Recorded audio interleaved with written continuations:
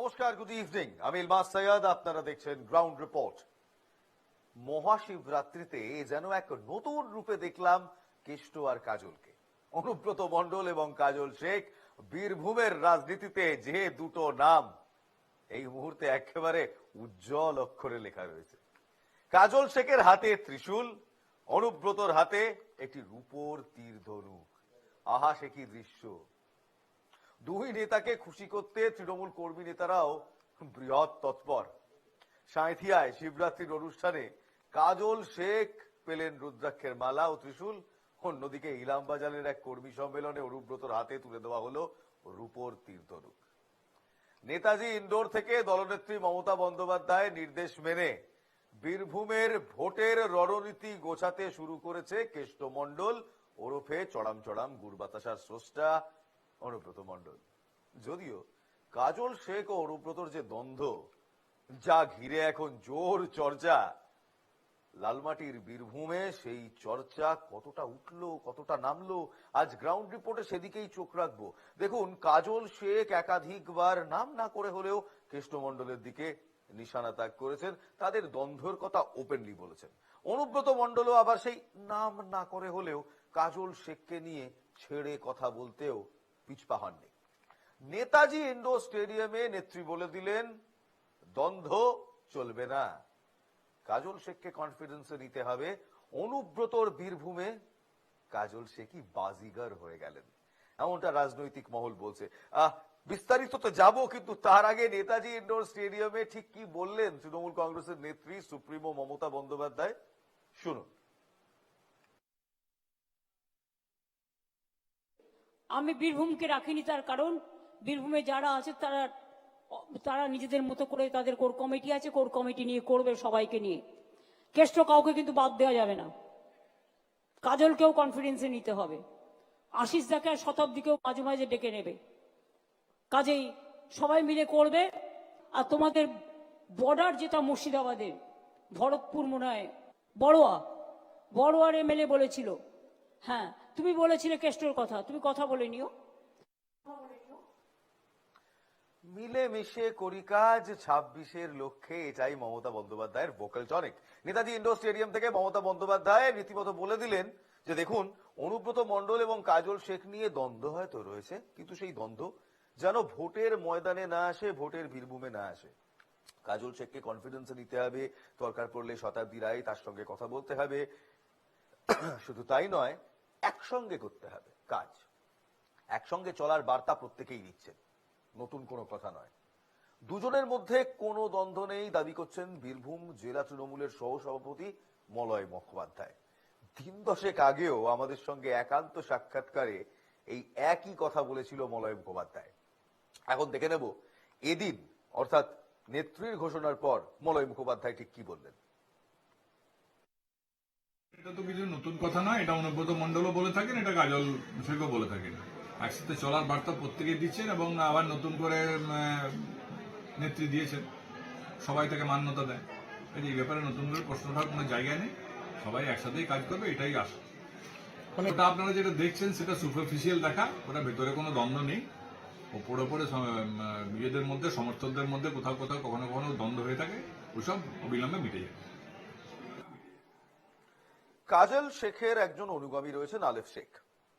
এই আলিফ শেখের বাড়িতে যেদিন আমরা ইন্টারভিউ নিতে গিয়েছিলাম এর আগে, নাম ধরে বলছি 17ই ফেব্রুয়ারি, সেদিন আলিফ শেখের বাড়িতে হামলা হয়, তার বাড়ির চালে পেটো মারে কেউ। সেই সময় একেবারে বোলপুরের দুর্দ্বন্দ্ব প্রতাপ নেতা অনুব্রত মণ্ডল তার দিকেই আঙুল উঠেছিল। মলয় বাবুরা যতই বলুন দ্বন্দ্ব নেই, দ্বন্দ্ব নেই, সত্যি কি সেটা? সত্যি কি সেরকম? কাজল শেখের মন্তব্যে ভিন্ন ইঙ্গিত উঠে আসছে। দিন দশেক আগে যখন আমরা গ্রাউন্ড রিপোর্ট নিয়ে পৌঁছে গিয়েছিলাম কাজল শেখের বাড়িতে, তখন কাজল শেখ কি বলেছিলেন জানেন?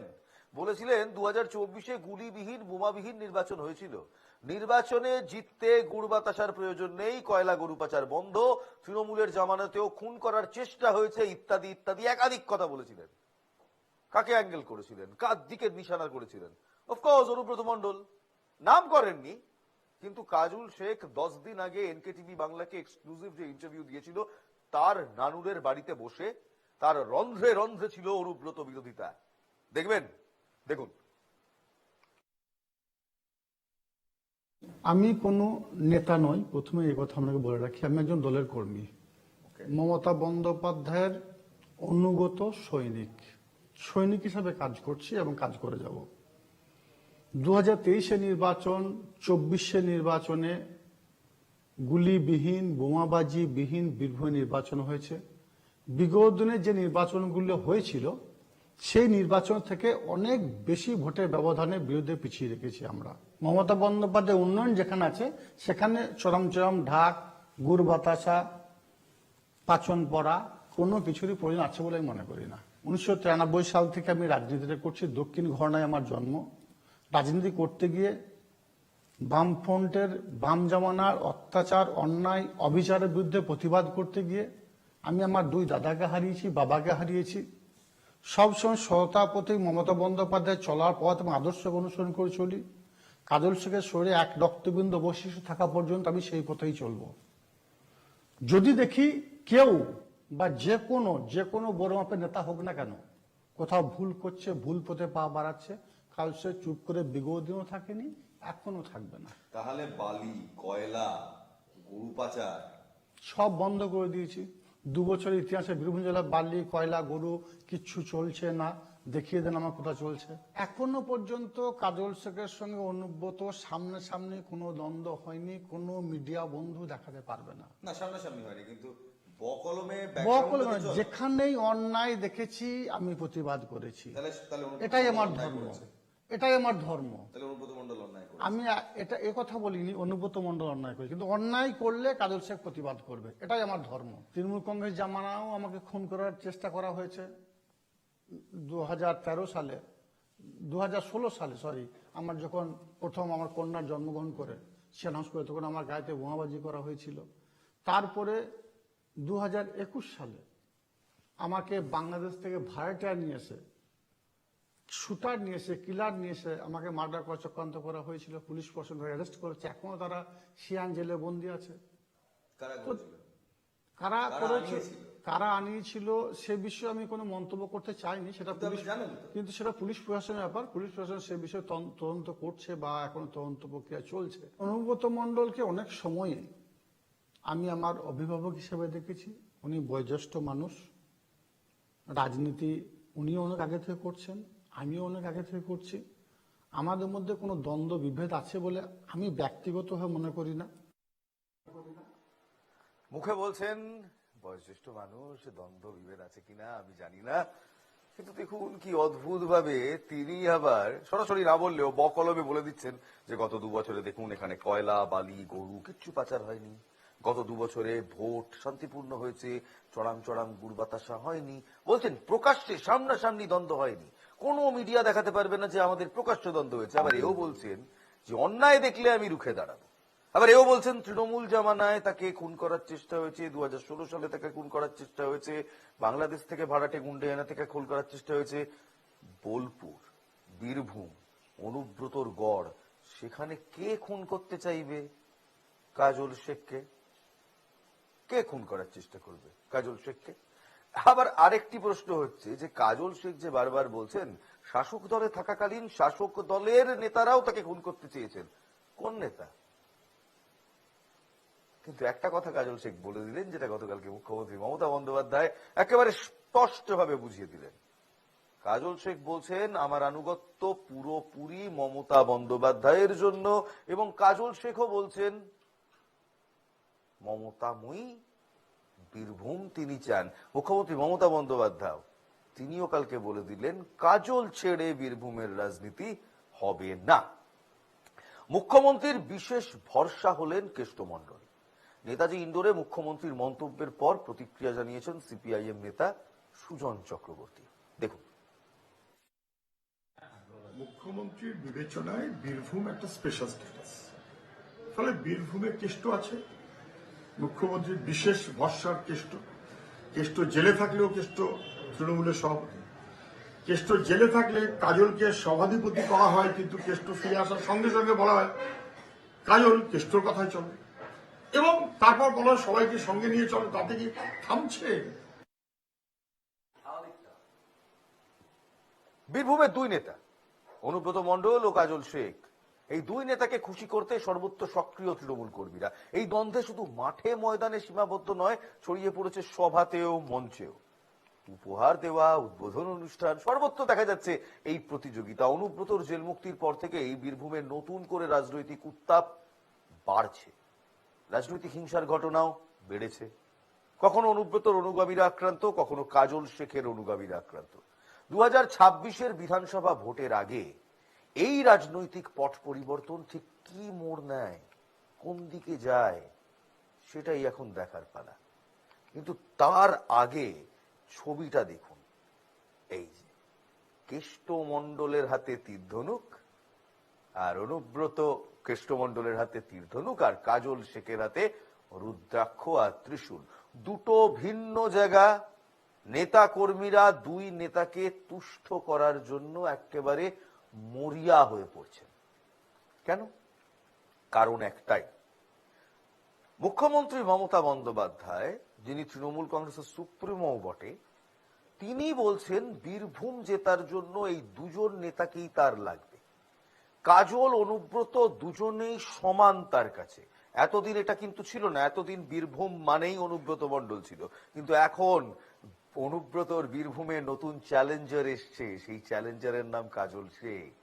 তাই তো বলা হচ্ছে অনুব্রতর বীরভূমে বাজিগার হয়ে গেল কাজল। আর এই কাজল শেখ যে গুরুত্বপূর্ণ সেটা মুখ্যমন্ত্রী মমতা বন্দ্যোপাধ্যায় বোঝেন। তাই জন্যই নেতাজি ইন্ডোর স্টেডিয়াম থেকে মুখ্যমন্ত্রী মমতা বন্দ্যোপাধ্যায় বলেছেন কাজল শেখকে কনফিডেন্সে নিতে হবে। আর বীরভূম এক ছত্র কিংবা এক চেটিয়া আধিপত্যে নেই। আর বীরভূমে শুধু অনুব্রত মণ্ডলের রাজ থাকবে না। এবার বীরভূম নতুন নেতা পেল। অনুব্রতকে তার রাজত্ব শেয়ার করতে হবে কাজলের সাথে। তবে কাজল অনুব্রতর রাজত্ব শেয়ারে রক্ত ঝরবে নাকি ফুলের পুষ্পাঞ্জলি হবে তা সময়ই বলবে। এই দুই নেতার মধ্যে সত্যি কি কোনো দ্বন্দ্ব আছে নাকি দ্বন্দ্ব নেই? 19 তারিখ বোলপুরে বসে আমরা একটি ইন্টারভিউ নিয়েছিলাম, একটু আগে দেখিয়েছি, আবার দেখাবো, খুব গুরুত্বপূর্ণ। 19 তারিখ নানুরে কাজল শেখের বাড়িতে আমরা বসে তাকে প্রশ্ন করি দ্বন্দ্বটা কি, সমস্যাটা কোথায়। অনুব্রতর বাড়িতেও যাওয়ার চেষ্টা করেছিলাম। অনুব্রত মণ্ডল স্বমহিমায় আগের ফর্মে গিয়ে বলে দিয়েছিলেন ইন্টারভিউ দেব না। আমরাও বেশি ঘাটাইনি। কাজল শেখ বললেন বলবো, আমরা পৌঁছে গিয়েছিলাম। এক্সক্লুসিভ এনকে টিভি বাংলায় কাজল শেখের মুখে নাম না করে কাজল অনুব্রত সম্পর্ক ঠিক কতটা মিষ্টি আর কতটা তেতো, এই ছোট্ট ইন্টারভিউর পার্টটা শুনলেই বুঝতে পারবেন। নিজেরাই দেখুন কাজল শেখ 19 ফেব্রুয়ারি 2025 কি বলেছিলেন এক্সক্লুসিভলি এনকে টিভি বাংলায়। দেখুন। আমি কোনো নেতা নই, প্রথমে এই কথা আপনাকে বলে রাখি। আমি একজন দলের কর্মী, মমতা বন্দ্যোপাধ্যায়ের অনুগত সৈনিক। সৈনিক হিসাবে কাজ করছি এবং কাজ করে যাব। 2023-এ নির্বাচন, 24-এ নির্বাচনে গুলিবিহীন, বোমাবাজি বিহীন বীরভূমে নির্বাচন হয়েছে। বিগত দিনে যে নির্বাচনগুলো হয়েছিল সেই নির্বাচন থেকে অনেক বেশি ভোটের ব্যবধানে বিরুদ্ধে পিছিয়ে রেখেছি আমরা। মমতা বন্দ্যোপাধ্যায় উন্নয়ন যেখানে আছে সেখানে চরম চরম ঢাক, গুড় বাতাসা, পাচন পড়া কোনো কিছুরই প্রয়োজন আছে বলে আমি মনে করি না। 1993 সাল থেকে আমি রাজনীতিতে করছি। দক্ষিণ ঘরনায় আমার জন্ম। রাজনীতি করতে গিয়ে বামফ্রন্টের, বাম জামানার অত্যাচার, অন্যায়, অবিচারের বিরুদ্ধে প্রতিবাদ করতে গিয়ে আমি আমার দুই দাদাকে হারিয়েছি, বাবাকে হারিয়েছি। সবসময় সততার প্রতি মমতা বন্দ্যোপাধ্যায় চলার পথ এবং আদর্শকে অনুসরণ করে চলি। কাজল শেখের শরীরে এক রক্তবিন্দু অবশিষ্ট থাকা পর্যন্ত আমি সেই পথেই চলবো। যদি দেখি কেউ বা যে কোনো বড় মাপের নেতা হোক না কেন কোথাও ভুল করছে, ভুল পথে পা বাড়াচ্ছে, কাজল শেখ চুপ করে বিগত দিনও থাকেনি, এখনো থাকবে না। তাহলে বালি, কয়লা, গরু পাচার সব বন্ধ করে দিয়েছি। 2 বছরের ইতিহাসে বীরভূম জেলা বালি, কয়লা, গরু কিচ্ছু চলছে না, দেখিয়ে দেন আমার কোথা চলছে। এখনো পর্যন্ত কাজল শেখের সঙ্গে অনুব্রত সামনাসামনি কোনো দ্বন্দ্ব হয়নি, কোনো মিডিয়া বন্ধু দেখাতে পারবে না। না, সামনাসামনি হয়নি, কিন্তু বকলমে বকলমে যেখানেই অন্যায় দেখেছি আমি প্রতিবাদ করেছি। এটাই আমার ধর্ম, এটাই আমার ধর্ম। আমি কথা বলিনি অনুব্রত মণ্ডল অন্যায় করে, কিন্তু অন্যায় করলে কাজল শেখ প্রতিবাদ করবে, এটাই আমার ধর্ম। তৃণমূল কংগ্রেস জামানাও আমাকে খুন করার চেষ্টা করা হয়েছে 2013 সালে, 2016 সালে সরি, আমার যখন প্রথম আমার কন্যার জন্মগ্রহণ করে সেন হসপিটালে, তখন আমার গায়েতে বোমাবাজি করা হয়েছিল।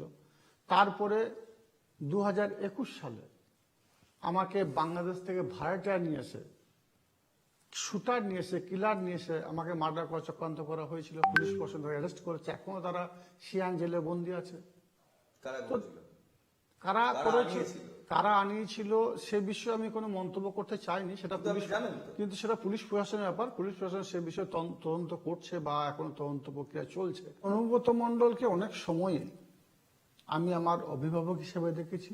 উনি বয়োজ্যেষ্ঠ মানুষ, রাজনীতি উনিও অনেক আগে থেকে করছেন, আমিও অনেক আগে থেকে করছি। আমাদের মধ্যে কোনো দ্বন্দ্ব বিভেদ আছে বলে আমি ব্যক্তিগতভাবে মনে করি না।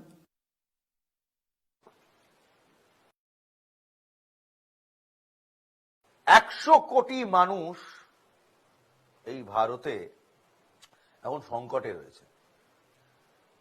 হঠাৎ অনুব্রত এবং কাজল শেখের দ্বন্দ্ব থেকে 100 কোটি মানুষের কেন কথা বলছি, হয়তো আপনারাও ভাবছেন কেন। কারণ এই অনুব্রত, কাজল, বীরভূম, প্রথম শুনলেই যেটা মাথায় আছে তা হলো গরু পাচার, কয়লা পাচার, অবৈধ বালি পাচার, কয়েক হাজার হাজার কোটি টাকার খেলা। নেতা মন্ত্রী পকেট বেশ ভারী থাকে, এদের প্রচুর টাকা থাকে, বড় লোক, ধনী লোক, তাদের পকেট খুব ভারী থাকে। কিন্তু আমার আপনার মতো মধ্যবিত্তরা, আমাদের পকেটগুলো হালকা হয়, আমাদের পকেটে বেশি থাকে না। তার কারণ এই মুহূর্তে একটি রিপোর্ট বলছে দেশের 100 কোটি মানুষের কাছে খরচের ক্ষমতাই নেই। 100 কোটি মানুষের কাছে খরচের ক্ষমতা নেই, মধ্যবিত্ত সংকটে রয়েছে। এটি একটি রিপোর্ট বলছে, একটি ইন্টারন্যাশনাল রিপোর্ট। তারা ভারতের জিডিপি ওয়াইজ সার্ভে করে বলছে ভারতে মাত্র 13 থেকে 14 কোটি মানুষ রয়েছে যারা প্রয়োজনের থেকে বেশি কিছু খরচ করেন। অর্থাৎ প্রয়োজন মানে হচ্ছে আপনার বেসিক সার্ভাইভাল, সংসার চালাবার জন্য যতটুকু দরকার তার থেকে বেশি, অর্থাৎ একটু যদি বাড়তি, অর্থাৎ যদি একটু বাড়তি চাহিদা হয়, যদি মনে হয় টিভিটা যদি আর 2 ইঞ্চি বড় হতো, মোবাইল ফোনটা যদি আর 1 মডেল আপগ্রেড করতে পারতাম, চালটা যদি আর একটু সরু কিনে খেতে পারতাম, যদি পাঠার মাংসটা কিংবা ইলিশ মাছটা সিজনে মাসে একবারের জায়গায় সপ্তাহে একবার খেতে পারতাম, একটু বাড়তি খরচ, বেশি খরচ, নিজের ইচ্ছের খরচ, সেই খরচ করতে পারেন মাত্র 13 থেকে 14 কোটি মানুষ এই ভারতবর্ষে। এই সংখ্যাটি কতটা ছোট জানেন? এই সংখ্যাটি উত্তরপ্রদেশের মোট জনসংখ্যার থেকে অনেকটা কম। এটাই ভারতের মধ্যবিত্তের সত্যি, এটাই ভারতের মধ্যবিত্তের আয়না। এই মুহূর্তে এই রিপোর্ট বলছে 100 কোটি ভারতীয় তাদের হাতে বাড়তি খরচা করার কিংবা নিজের ইচ্ছের খরচা করার টাকা নেই, ক্যাশ ইন হ্যান্ড নেই। মাত্র 13 থেকে 14 কোটি মানুষ এমন রয়েছেন এই দেশে যারা নিজের ইচ্ছের থেকে একটু বেশি, প্রয়োজনের থেকে একটু বেশি খরচা করতে পারে। এই 13 থেকে 14 কোটি মানুষ আসলে গোটা উত্তরপ্রদেশের জনসংখ্যাও নয়, তার থেকেও কম। 100 কোটি ভারতীয়র হাতের খরচ নেই। গত 5 বছরে মধ্যবিত্তর সঞ্চয় কতটা কমেছে জানেন? 4.7% কমেছে। 2020 সালে যেখানে আয়ের 22.7% সঞ্চয় করত মধ্যবিত্ত, সেটাই 2022-23 সালে কমে দাঁড়িয়েছে 18.4%। আর গত 5 বছরে মধ্যবিত্তের খরচ বেড়েছে 9%। 2019 সালে মাসিক গৃহ খরচ অর্থাৎ দৈনন্দিন খরচা, সংসার চালাবার খরচা ছিল 32.9%। 2024 সালে সেই খরচ বেড়ে দাঁড়িয়েছে 41%। আর এর কারণ হলো দেশের 57% সম্পদ আটকে রয়েছে 10% ধনীদের হাতে। কি অবস্থা! 57% of the country's finance wealth is amassed by only 10% of the country's population. প্রশ্ন হচ্ছে, ধনীর সংখ্যা বাড়ছে না, ধনীর সম্পদ কিভাবে বাড়ছে? দেশে যত দ্রুত হারে ধনী মানুষের সম্পদের মাত্রা বাড়ছে, তার তুলনায় নতুন ধনী ব্যক্তির সংখ্যা কিন্তু অনেকটাই কম। অর্থাৎ আগে থেকে যারা ধনী বনেদি, তাদের সম্পদ উত্তরোত্তর বেড়ে চলেছে, কিন্তু নতুন করে কেউ মধ্যবিত্ত থেকে সেই ধনীদের খাতায় নাম লেখাতে পাচ্ছেন না, সেই সংখ্যা উল্লেখযোগ্যভাবে বাড়ছে না। আর এই ঘটনার সরাসরি প্রভাব পড়ছে মার্কেটে, বাজারে। কম দামে পণ্য তৈরির বদলে এখন বেশিরভাগ প্রতিষ্ঠানই প্রিমিয়াম ও দামি পণ্যর দিকে ঝুঁকছে। উদাহরণস্বরূপ বলছি, বিলাসবহুল অ্যাপার্টমেন্টের চাহিদা বাড়ছে। সাশ্রয়ী কম দামের গাড়ির পরিমাণ বিগত 5 বছরে 40% থেকে নেমে এসেছে 18%। দামি স্মার্টফোন দ্রুত হারে বিক্রি হলেও সস্তা মডেলের ক্রেতা কমেছে অনেকটাই। কোল্ড প্লে এবং এড শিরিন এদের মতো আন্তর্জাতিক মানের ব্যয়বহুল কনসার্টের টিকিট চোখের পলকে বিক্রি হয়ে যাচ্ছে। অন্যদিকে বিনোদনের জন্য মানুষ অনেক বেশি ব্যয়বহুল হয়ে উঠছে, অর্থাৎ এন্টারটেনমেন্টের জন্য খরচা হচ্ছে। ধনী আরো ধনী হচ্ছে, গরিব আরো গরিব হচ্ছে। বিবিসির এক প্রতিবেদনে বলছে, কোভিড মহামারীর পর ভারতের অর্থনীতির পুনরুদ্ধারের অনেকটা ইংরেজিতে কে অক্ষরের মতো হয়েছে। এক্ষেত্রে ধনীরা অনেক বেশি ধনী হয়েছে, অর্থাৎ কেটা ভাবুন, ধনীরা অনেক বেশি ধনী হয়েছে এবং গরিবরা অনেক বেশি গরিব হয়েছে। দিনে দিনে আরো দরিদ্র হয়েছে তারা। 1990 সালে দেশের শীর্ষস্থানীয় 10% মানুষ মোট দেশের আয়ের 34%-এর মালিক ছিলেন।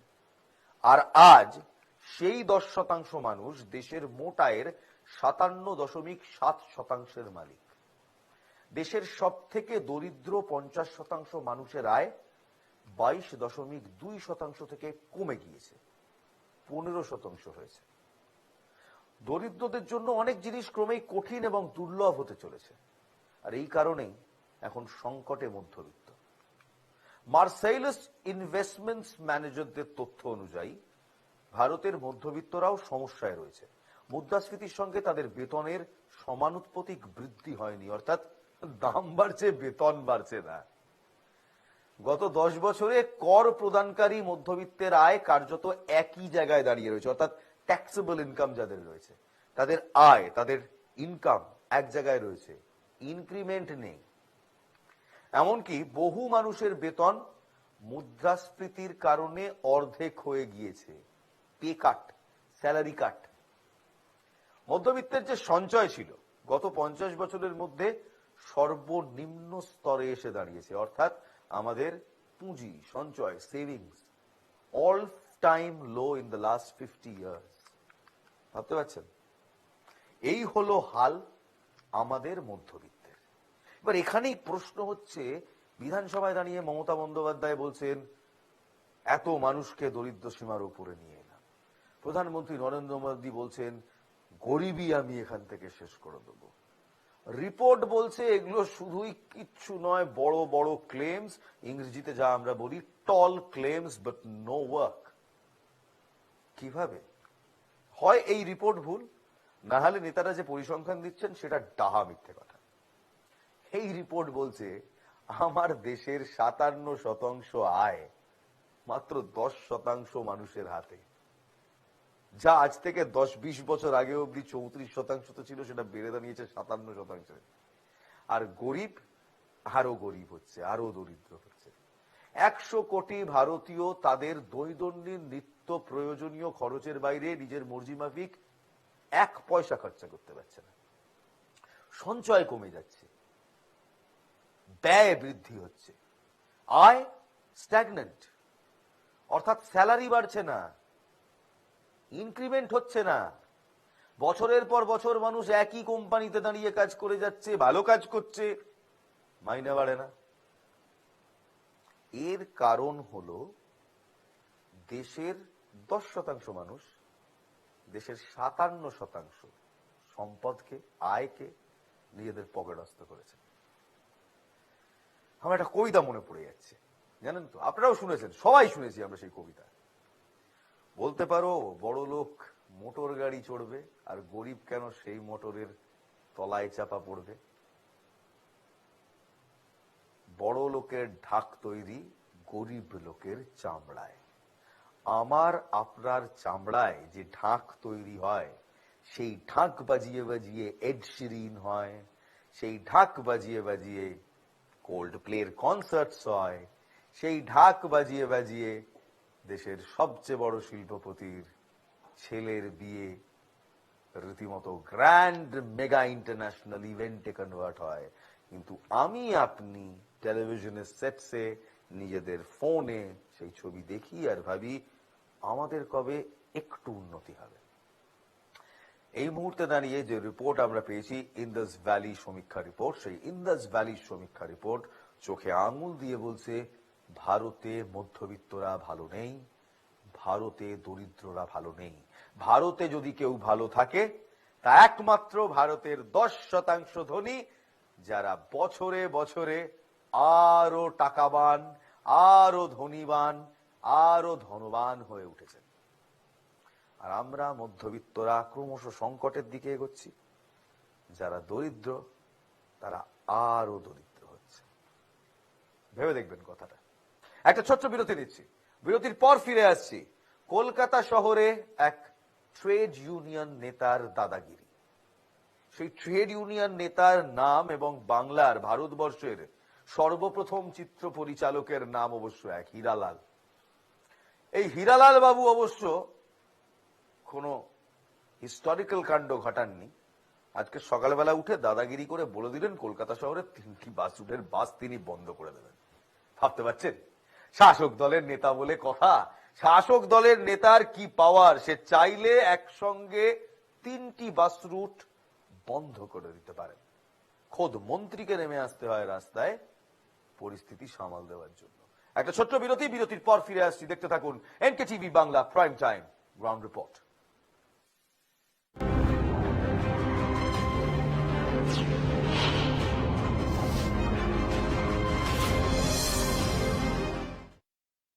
বিজেপির নয়া নামকরণ, গেরুয়া কমরেড কটাক্ষ মমতার। বিজেপির ওপরে হলুদ ভেতরে লাল, মমতার মন্তব্যে জল্পনা। রামবাম সমীকরণের গন্ধ পাচ্ছেন তৃণমূল সুপ্রিমো। জগাই মাধাই কটাক্ষ বাম কংগ্রেসকে। সঙ্গে আরো একজনের কথা বললেন মমতা। কাকে ইঙ্গিত করলেন তৃণমূল সুপ্রিমো? তাহলে কি 26-এ চতুর্মুখী লড়াই? আমার সঙ্গে রাত 9টায় দেখুন এই সময়।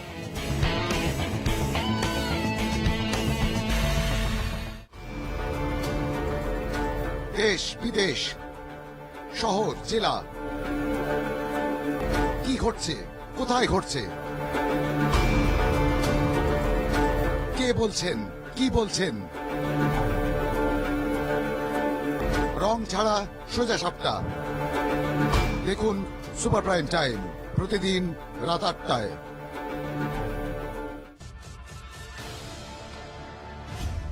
রাজনীতি থেকে অর্থনীতি, ये हमारे देश की अष्ट लक्ष्मी, নগর জীবন থেকে গ্রাম জীবন,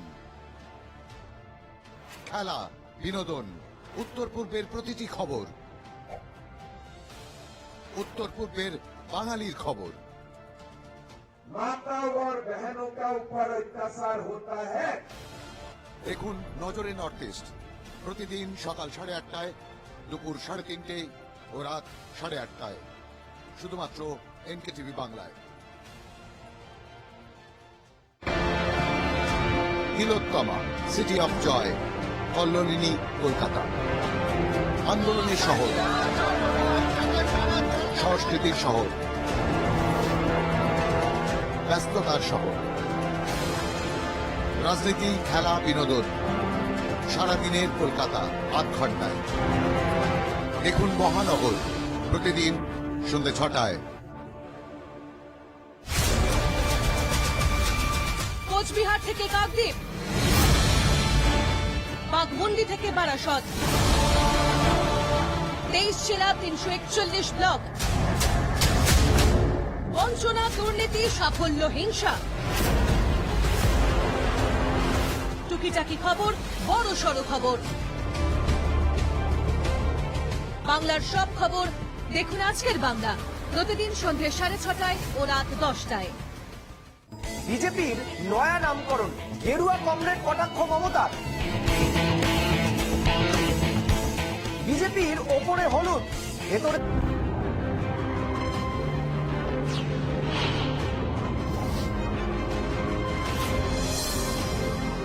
welcome back ladies and gentleman, আমি ইলমাস সৈয়দ, আপনারা দেখছেন NKTV Bangla prime time ground report. আচ্ছা, আপনাদের বলেছিলাম না একটা বাস রুটের গল্প শোনাবো, 3টি বাস রুট যেটা এক শাসক নেতা বন্ধ করে দিলেন। এই বাসে ট্রামে আমরা কেন চড়ি? কয়েকটা টাকা বাঁচাবার জন্য। প্রাইভেট কার কিংবা ক্যাব নিই না, কারণ বাসের খরচাটা কম। এটাই আমাদের মধ্যবিত্তর সত্য। আমরা মধ্যবিত্তরা পাই পাই বাঁচাবার জন্য নিজেরা কষ্ট ওঠাই, রোদে পুড়ি, বৃষ্টিতে ভিজি, দরকার হলে এক পেটা খেয়েও ঘুমিয়েও পড়ি। কিন্তু সমস্যা হলো আমরা কোনোদিনই আর স্তরে শ্রেণীতে উঠতে পারি না। চিরকাল মধ্যবিত্তরা আমরা মধ্যবিত্তই রয়ে যাই, নিম্নবিত্তরা নিম্নবিত্তই রয়ে যায়, আর ধরি না আরো ধনী হন, আরো ধনবান হন। এ কথা আমার নয়, এ কথা ইন্দাস ভ্যালি সমীক্ষার রিপোর্টের। যে ইন্দাস ভ্যালি সমীক্ষার রিপোর্ট কিছুক্ষণ আগে আপনাদের দেখাচ্ছিলাম, যে ইন্দাস ভ্যালি সমীক্ষার রিপোর্ট বলছে দেশের 57% আয় সম্পদ রয়েছে মাত্র 10% ধনীর হাতে, এবং 100 কোটি ভারতীয়র কাছে খরচ করার মতো টাকা নেই, অর্থাৎ স্পেয়ার ক্যাশ নেই যে নিজের চাহিদা মতো নিজের ইচ্ছে মতো খরচা করবে। যারা বিপণন সংস্থা তারা কিন্তু high end premium consumer goods এর দিকে চোখ রাখছেন।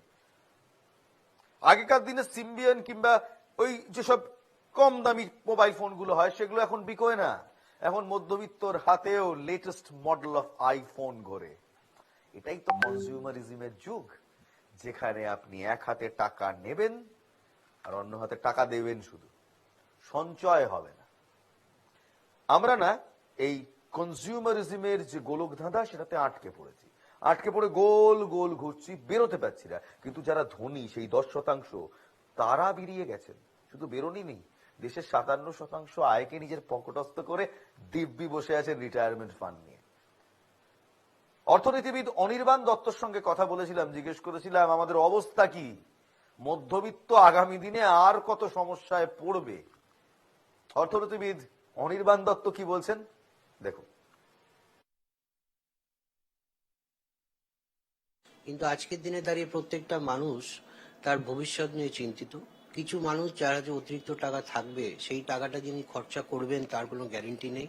তিনি হয়তো কিছু সঞ্চয় করবেন, কারণ আগামী ভবিষ্যতে তার ছেলে মেয়ের পড়াশোনা আছে, মেয়ের বিয়ে আছে, ভবিষ্যতে মেডিকেল এক্সপেন্ডিচার আছে, কারণ আজকের দিনে মেডিকেল এক্সপেন্ডিচারটা খুব বেড়ে যাচ্ছে। সাধারণ মানুষ খরচা করতে একটু ভয় পাচ্ছেন। এই খরচা করার প্রবণতা, যেটা আমরা অর্থনীতিতে বলি মার্জিনাল প্রোপেনসিটি টু কনজিউম, যে গরিব মানুষ, মধ্যবিত্ত মানুষ, তাদের হাতে অতিরিক্ত টাকা দিলে তারা সঙ্গে সঙ্গে সেটা খরচা করেন। কিন্তু আজকের দিনে প্রত্যেকটা মানুষ খুব চিন্তিত, প্রত্যেকটা মানুষ নিজেকে নিয়ে খুব উদ্বিগ্ন। তার জন্য মানুষ খরচা করবার জন্য একটু ভয় পাচ্ছেন। আমরা যেটা সমীক্ষাতে দেখেছি সেটা হচ্ছে যারা উচ্চবিত্ত আছে তারাই কিন্তু খরচাটা করছেন। বিদেশে আমার স্বাস্থ্য ও শিক্ষার দায়িত্ব সরকার নেয়, এখানে কিন্তু শিক্ষা স্বাস্থ্যের দায়িত্বটা আমাকেই নিতে হবে। আমার ছেলে মেয়ে যদি উচ্চশিক্ষার জন্য যায়, আমি জানি না কত টাকা খরচা হবে। আমার যদি একটা কোনো জায়গায় আনফোরসিন ক্যালামিটিস হয়, কিছু হয়, আবার যদি একটা কিছু হয়, তাহলে আমাকে কোথার থেকে আমি সংসার চালাবো।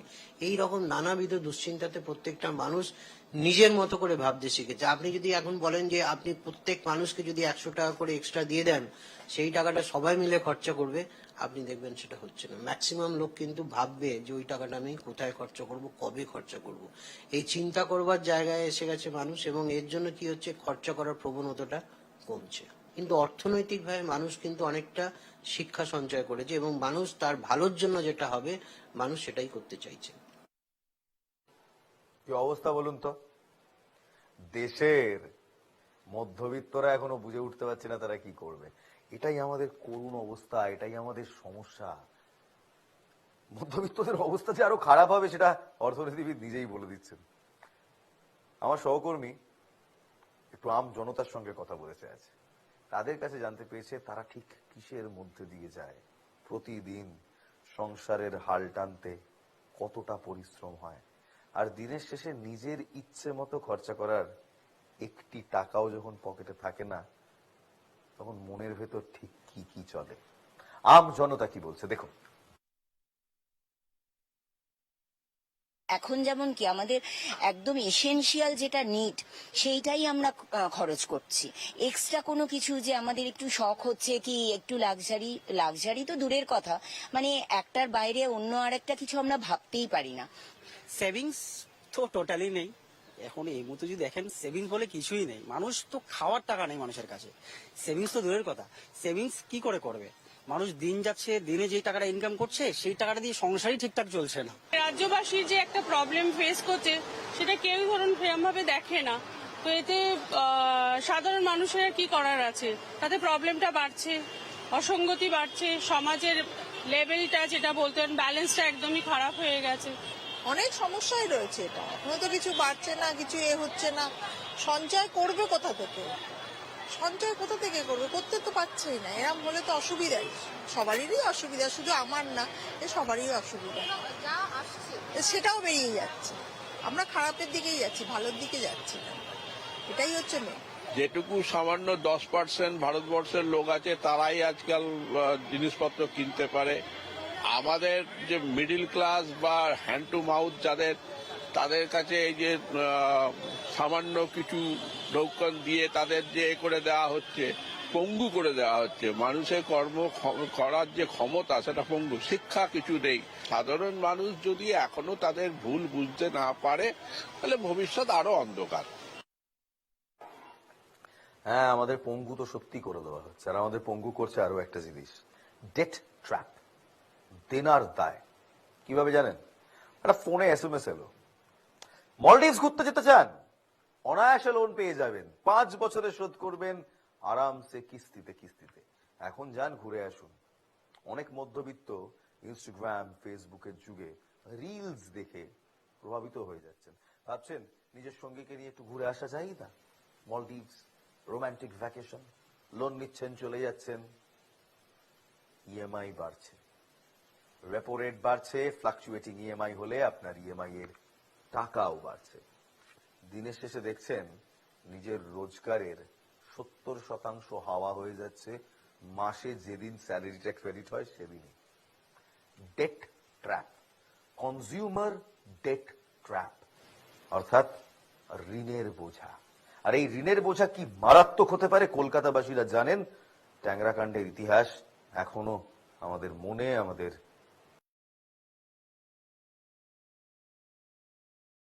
মাথায় জল জল করছে। 1 পয়সা বাঁচাবার জন্য আপনি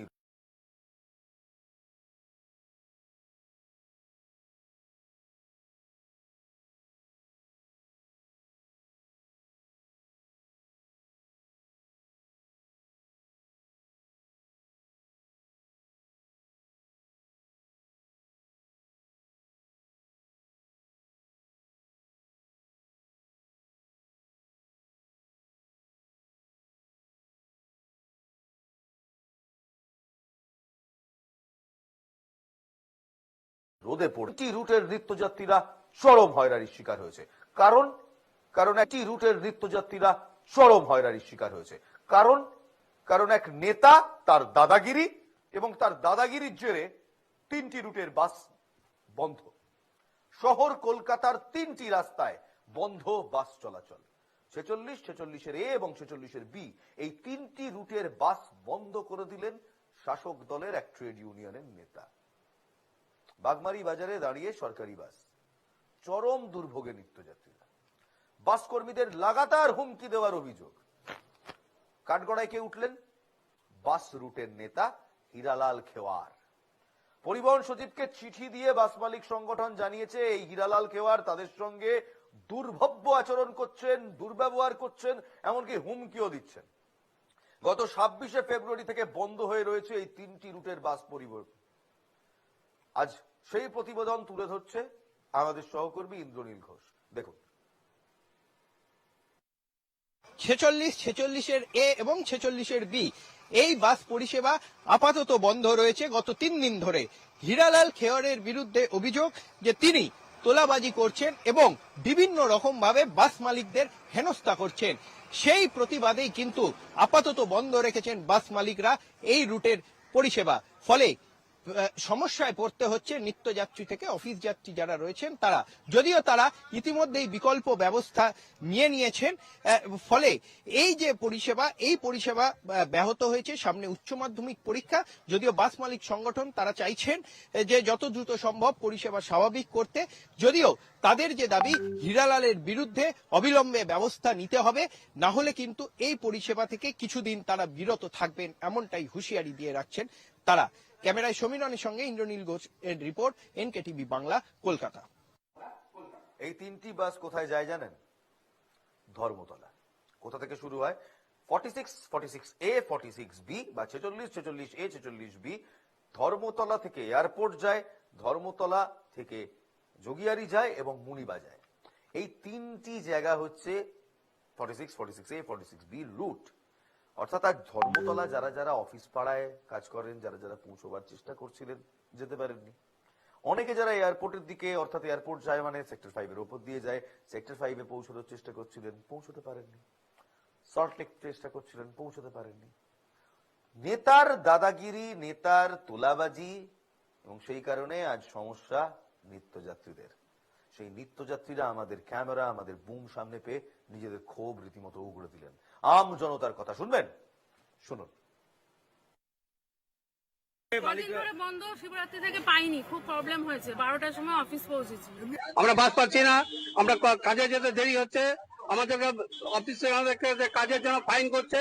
হ্যাঁ, কেন দেরি হচ্ছে? কালকে তো আমাকে মানে এখান থেকে বের করে দিচ্ছিল কাজের থেকে। কিভাবে গেছি আমি? কালকে এখান থেকে তারপরে গাড়ি ধরে মানিকতলা গেলাম, মানিকতলা থেকে আমার স্টেশনে গাড়ি ধরে তারপরে আমি কর্মস্থলে গিয়ে পৌঁছি। ভাবুন অবস্থা, আম জনতা রীতিমতো সন্দিহান, তারা কি করবেন। কারণ হীরালাল বাবু, হীরালাল খেওয়ার বিরাট বড় নেতা, তার তোলাবাজির কারণে আম জনতার না বিশ্বাস উঠছে। হীরালাল খেওয়ার তোলাবাজি করছেন, এমনটাই বাস মালিক সংগঠনের একাংশ তারা অভিযোগ করছে।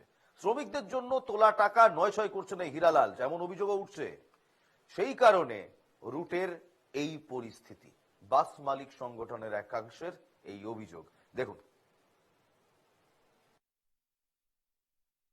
বর্তমান ইউনিয়ন যে দেখছেন হীরালাল কোতে তোলাবাজির মতো তোলা তুলছে, এবং সিন্ডিকেট থেকে যে 50 টাকার ফান্ড শ্রমিক কল্যাণ তার বহু টাকা উনি নয়ছয় করেছেন, এবং স্টাফদের যে বোনাসের আগে স্টাফদের তাড়িয়ে দেওয়া হতো। কিন্তু এই অত্যাচার আমাদের আর সহ্য হচ্ছে না, এবং আমরা লোকাল নেতাদের কাছে জানিয়েছি, লোকাল নেতাদেরকে আমরা বলেছি যে ওকে বাদ দিয়ে আমাদের একজন ভালো ছেলে দিন, রুটের যারা ড্রাইভার কন্ডাক্টর আছে তাদের মধ্যে একজনকে আমাদের বেছে দিন, তাদের রুটটা ভালো মতো চলেন। উনি কোনো কথা শুনছেন না, উনি বলছেন না উনিই থাকবে। এই জন্য আমরা বর্তমান স্টাফেরা রুটটা বন্ধ করে দিয়েছি। এক শ্রেণীর স্টাফেরা ওর যার পেটুয়ার লোক তোলাবাজ, তারা রুটটাকে বন্ধ করে দিয়েছে, এবং আমরা রুটটা ওই দেখে আমরা রুটটাকে আপাতত বন্ধ রেখেছি। একটা সমাধান হোক আমি চাই। আমরা যাত্রী পরিষেবা দেব না এটা বলিনি, মানে আমাদের অত্যাচার করা শুরু হয়েছে। মানে ইউনিয়ন যিনি আছেন হীরালাল, মানে আমার চোখ দিয়ে বলতে পারছি না, চোখ দিয়ে জল চলে আসছে। আমাদের গাড়ির যে ইএমআই, সেটা আমরা ইএমআই দিতে পারছি না দাদা। মানে ব্যাংকে যে কি করে টাকা দেব, আজকে 3 দিন হয়ে গেল দাদা, মানে গাড়িটা চলছে না। ব্যাংকে টাকা না দিতে পারলে আমাদের গাড়িটা টেনে নেবে দাদা। চিন্তা রয়েছে, মালিকদের সঙ্গে আলোচনা করেছি, যথাযথ মালিকরা চেষ্টা করছে রুটটাকে যেন চালাবার ব্যবস্থা করে। অন্তত শ্রমিক যারা আমরা আছি সেই শ্রমিকদের সুবিধের জন্য, শুধুমাত্র যে মালিকদের সুবিধে তা না, শ্রমিকরা যাতে করে রুটি রোজগার করে তার ফ্যামিলিকে চালাতে পারে, এই সিদ্ধান্ত এখনো চলছে। এয়ারপোর্ট থানার আধিকারিকের নাম করে ফোনে হুমকি দেওয়ার অভিযোগ এই হীরালাল বাবুর বিরুদ্ধে। নিজে পুলিশ সেজে ফোন করতেন, হুমকি দিতেন বাস কর্মীদের। অভিযোগ করছেন সেই ইউনিয়নের নেতা হীরালালের বিরুদ্ধেই এমন একাধিক অভিযোগ উঠছে। দেখুন, পুলিশের নাম করে ফোনে হুমকি দিচ্ছে। এয়ারপোর্ট থানার পিএস বা এয়ারপোর্ট পিএস এর কোনো একজন পদস্থ কর্মচারী, তো তার নাম নিয়ে অন্য স্টাফেরা বা কারা ফোন করছে, ফোন করে বলছে, থ্রেটিং করছে গাড়ি বার করতে হবে, নইলে ওপরতলার থেকে কমপ্লেন করছে যে গাড়ি মানুষ পরিষেবা পাচ্ছে না কেন, এর জন্য ফোন আসছে বারবার। মানে আমাদেরকে দীর্ঘদিন ধরে যন্ত্রণা করে স্টাফ সুদর্শন, চাঁদ, হীরালাল, এইভাবেই চলছে রুটটা। আজকে রুট বন্ধ রয়েছে, আমরা খাবো কি, করবো কি? শ্রমিক ঘটন খালি বলছে পয়সা দাও, কিভাবে পয়সা? রুট না চললে আমরা বাঁচবো কি? আমাদের তো ঘরে সংসার আছে, আমরা একটা গাড়িতে 5টা লোকের সংসার চলে। আচ্ছা, এই রুটগুলো কোথায় যায় জানেন? ধর্মতলা থেকে এয়ারপোর্ট যায় 46A, 46B। ধর্মতলা থেকে যায় আকাঙ্ক্ষা মোড় বা মুনবিম যেটাকে বলা হয়, বাগুইহাটি হয়ে যায়, অর্থাৎ সেক্টর 5 কর্মস্থল, ধর্মতলা কর্মস্থল, এর উপর দিয়ে এই বাসগুলো চলে। তাই নিত্যযাত্রী অর্থাৎ আমি, আপনি, আম জনতা যারা অফিসে আসি, আমরা এই সমস্যায় পড়ি। 3 দিন ধরে এই রুট বন্ধ। বাস সিন্ডিকেটের তরফ থেকেও হীরালালের বিরুদ্ধে অভিযোগ তোলা হচ্ছে যে এই হীরালাল বাস সিন্ডিকেটকে ঠিকভাবে কাজ করতে দেয় না। হীরালালের অত্যাচারে মালিকদের পাশাপাশি বাস কর্মীরাও অত্যাচারিত হচ্ছে, এমনটা বাস সিন্ডিকেট বলছে। দেখুন, বিগত 3 দিন ধরে এই রুটটা বন্ধ আছে।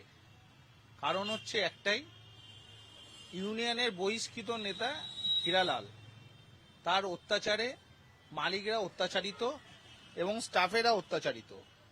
এ মতো অবস্থায় স্টাফগুলো কিভাবে ডিউটি করবে, কিভাবে গাড়ি চালাবে, কিভাবে কন্ট্রাক্টারি করবে, তারা ভয়, কারণ এদের কাছে একটা ভয় প্রদর্শন করছে। এবং যেহেতু স্টাফগুলো সব গ্রাম বাংলা থেকে আসে, ওরা ভীত হয়ে আর কেউ এখানে ডিউটি করতে চাইছে না, ভয় যে যার বাড়ি চলে যাচ্ছে। এই মুহূর্তে সন্ধেবেলায় ঠিক 8টা বাজার কিছুক্ষণ আগে, অফিস টাইম যখন ছুটি হওয়ার সময়, অর্থাৎ যখন মানুষের বাড়ি ফেরার সময়, তখন এই বিভিন্ন বাস ডিপোগুলোর কি অবস্থা, এই রুটের বাস ডিপোর কি অবস্থা। আমার সঙ্গে আমার সহকর্মী বিউ সরকার এই মুহূর্তে সরাসরি রয়েছেন এমনই একটি বাস ডিপো থেকে। বিউ, গ্রাউন্ড রিপোর্টের অডিয়েন্সকে জানাও, আমাদের দর্শকদের জানাও, ঠিক বাড়ি যাওয়ার সময়, ঠিক যখন ছুটি হচ্ছে অফিস, সেই সময় 3টি রুটের বাস বন্ধ, কি অবস্থা শহর কলকাতার?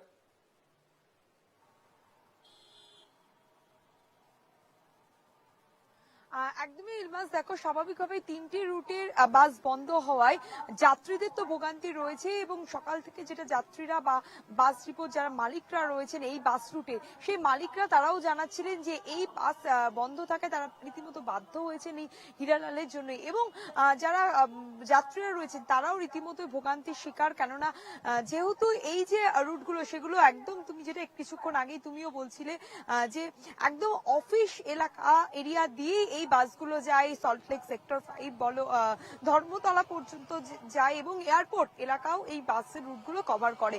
ফলে স্বাভাবিকভাবেই যাত্রীদের ভোগান্তি হয়। 3 দিন ধরে যেহেতু বন্ধ রয়েছে এই বাসগুলো, এবং এই 3 দিন বলতে শুক্রবার এবং শনিবার আর রবিবার, 3, হ্যাঁ।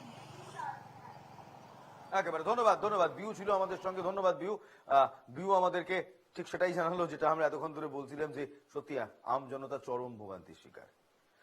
আমরা হীরালাল বাবুর কাছে গেলাম। হীরালাল খেওয়ার নিজের বিরুদ্ধে ওঠা সব অভিযোগ হীরালাল খেওয়ার অস্বীকার করে দিচ্ছেন। তিনি তোলাবাজি করেন না, তিনি বাসের রুট বন্ধ করেননি, তিনি অত্যাচার করেন না, তিনি পুলিশ সেজে ভুয়ো ফোন করেন না। হীরালাল খেওয়ার কিচ্ছু করেন না, বলছেন খোদ হীরালাল খেওয়ার। দেখুন, একটা মালিক দেখাতে পারবে না, এটা অভিযোগ। এটা আমরা কোনোদিন, আমাদের মহামাটি মমতা ব্যানার্জি বলেছে কোনো জুলুম জোর করা যাবে না, আমরা কোনো জুলুম কারোর উপরে করি না।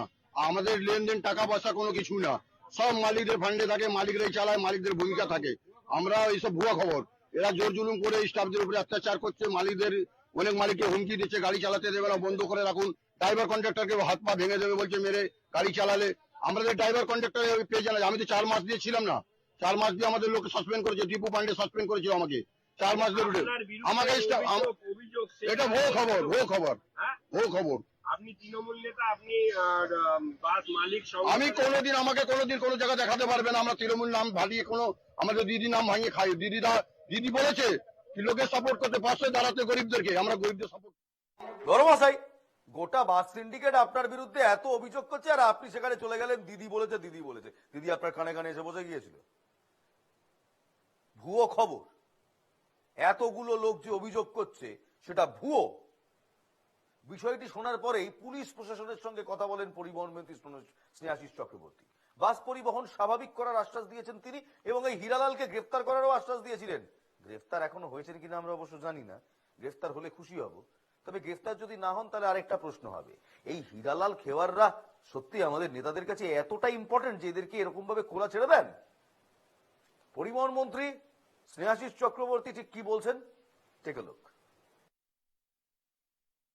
আমাদের কাছে খবর এসছে এবং আমি আজকে সকালবেলায় এটা জানতে পারার সঙ্গে সঙ্গে আমি পুলিশ প্রশাসনের সাথে যোগাযোগ করেছি এবং বিধাননগর পুলিশ কমিশনারকে বলা হয়েছে, আইজি ট্রাফিককে বলা হয়েছে এবং পুলিশের উচ্চপদস্থ অফিসাররা তারা পৌঁছেছেন।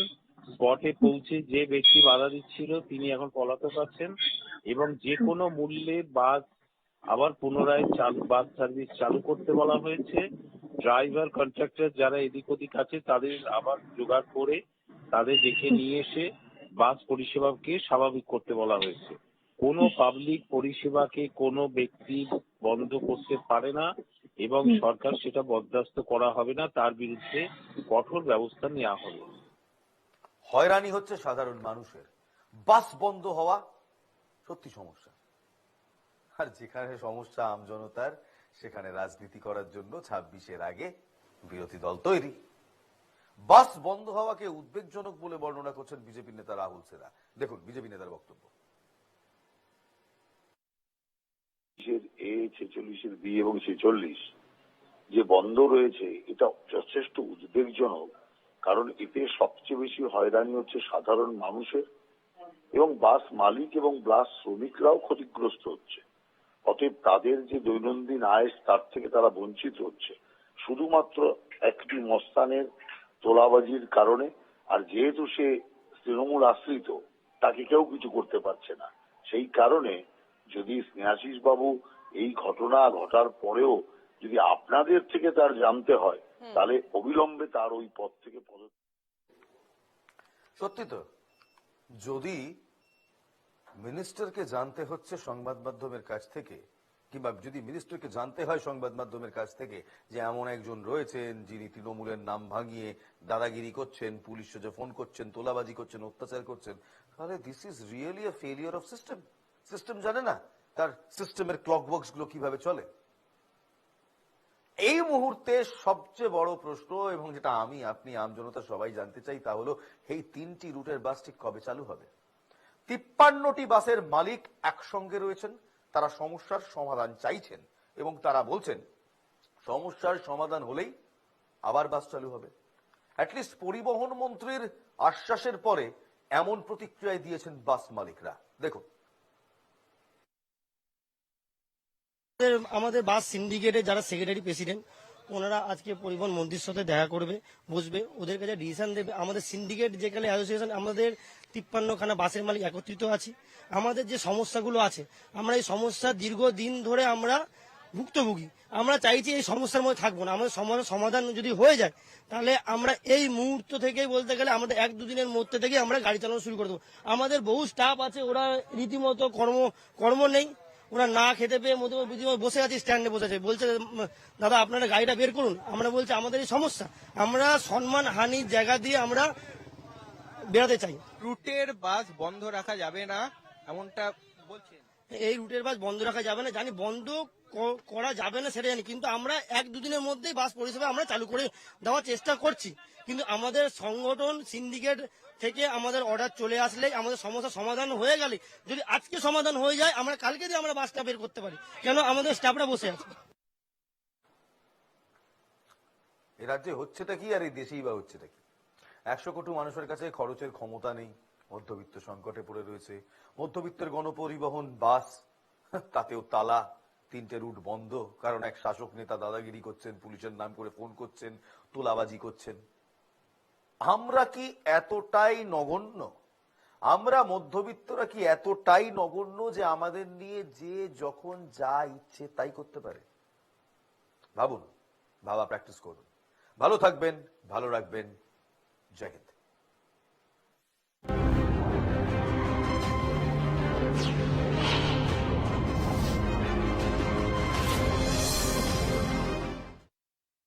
বিজেপির নয়া নামকরণ।